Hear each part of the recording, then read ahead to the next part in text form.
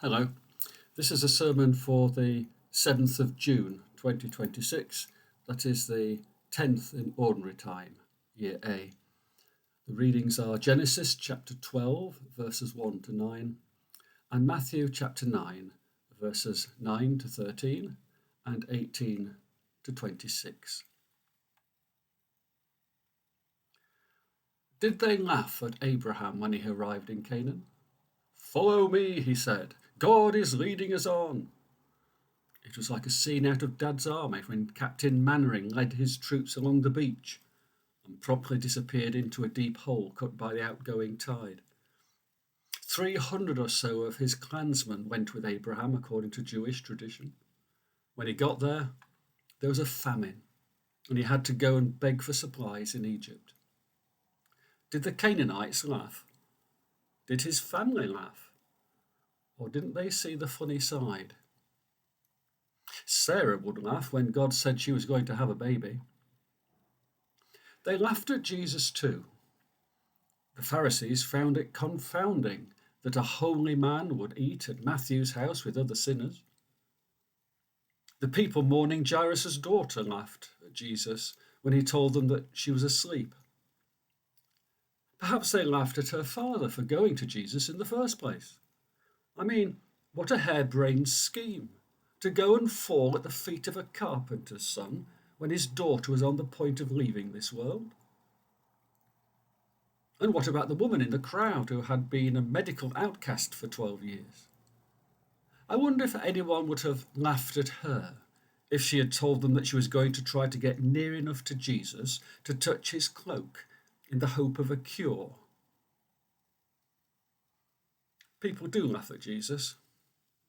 Few laugh for long, but it is one reaction Jesus elicits. Presumably, those mourning the dead girl stopped laughing at Jesus when the girl came back to life. Presumably, they stopped laughing at the desperate woman when she found her healing. And presumably, those who queried Jesus' choice of disciple would have stopped laughing if they had stuck around long enough to see what Matthew was able to do in the service of the kingdom.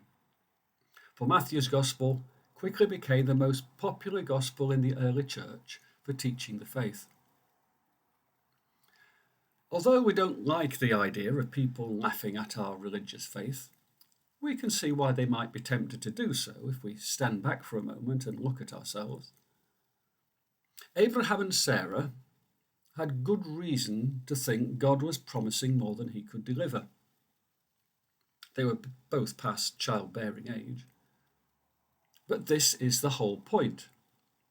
This way, because the promise is so unbelievable by human understanding, it takes on spiritual significance when they do have a baby.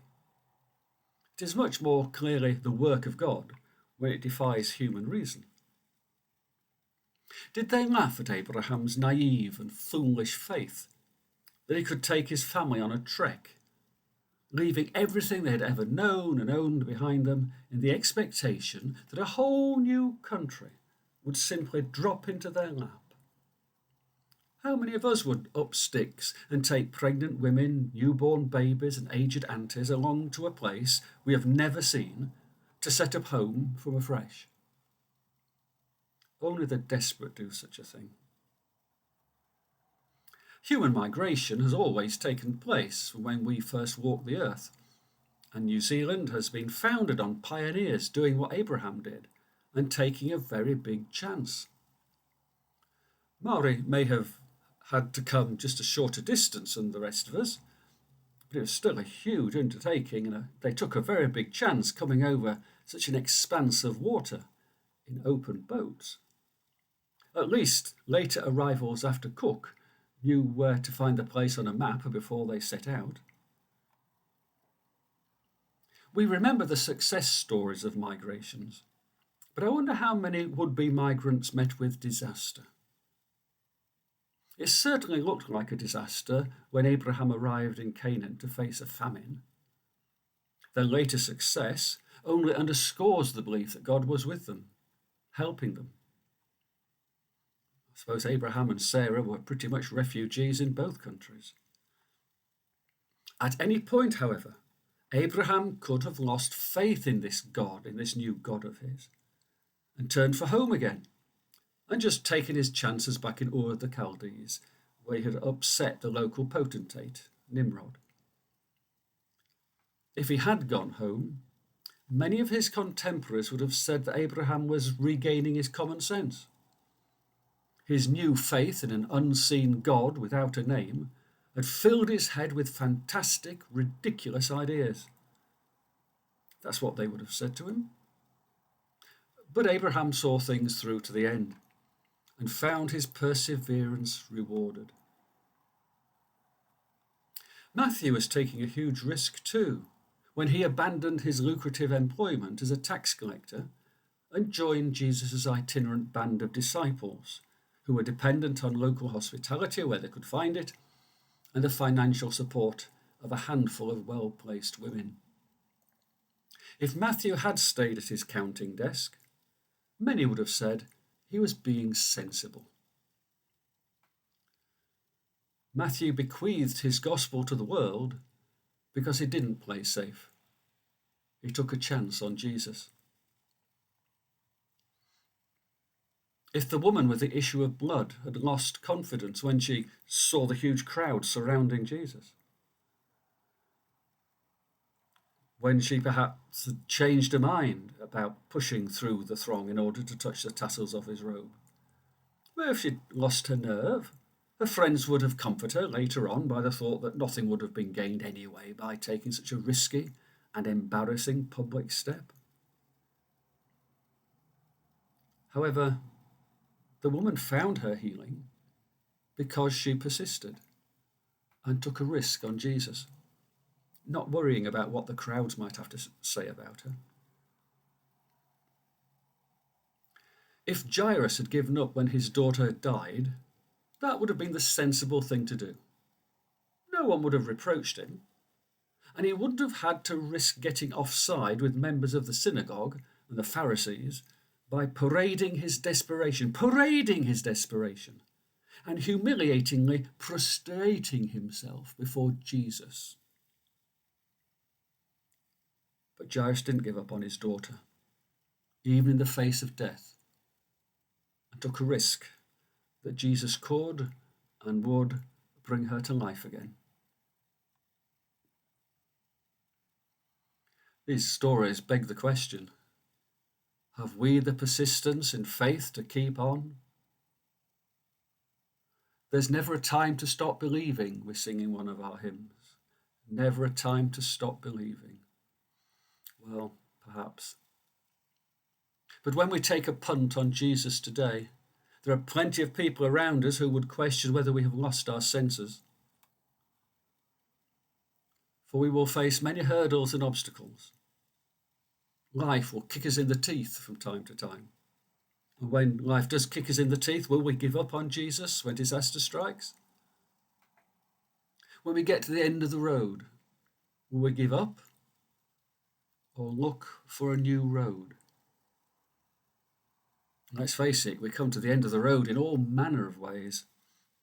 Friendships can come to the end of the road. Jobs, hobbies might come to the end of the road. Relationships, marriages, governments come to the end of the road. But so do churches.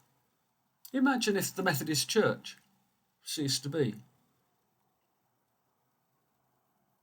What would we Methodists do then? Give up? Or look for a new road? What about the parish that I'm in, here at Takapuna? If this local church came to the end of the road, what would we do? Give up? Die? Or look for a new road? I know that promises of blessing and revival to come have been frequently made over the years, and they've all come to nothing really. Such promises may seem as empty as Canaan appeared to Abraham when he arrived. And on top of that, churches squabble and fall far short of their calling in all manner of indefensible ways. But churches also grow old and die. Are these signs that we should give up on God? Or just signs it's time to start afresh somewhere else? Following Jesus may take us away from our place of comfort and security, far from what we know. Or following Jesus may deprive of us of worldly prosperity. It's a huge risk to take, to leave all of that behind, just for the sake of Jesus. Would we cling to our counting table? Or take a risk on following Jesus, like Matthew?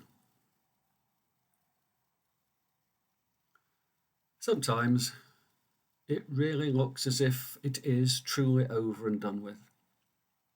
Our hopes are as dead as Jairus' daughter. Common sense seems to call us to give up. Einstein's words are quoted to us far more than the Bible words are. To continue to do the same thing and expect a different outcome is the sign of insanity. Give it up. Pack it in, they say. Jairus didn't give up. He was right not to do so. My parish and the synod as a whole are facing existential questions. I wonder what it's like at your place. Talks are getting started about our future as a parish and the future of the neighbouring parishes round and about. And people will join that conversation sooner than they might think. But we've got some difficult questions to face. How much money do you keep throwing at a church which still won't be able to fix the roof? How many ministers can be expected to raise a family on half a stipend? We face critical times. Our readings today are urging us to go again with Jesus. That doesn't necessarily mean things will stay the same. Disappointed expectations may litter our path, as they did for Abraham. We may have to turn our back on other alternative choices for our lives or churches, like Matthew. We may have to go with Jesus again, despite what family or friends may think of us for doing so, like the woman who forced her way through the crowd to touch the hem of his robe. We may have to turn to Jesus because it is our last hope, as it was for Jairus.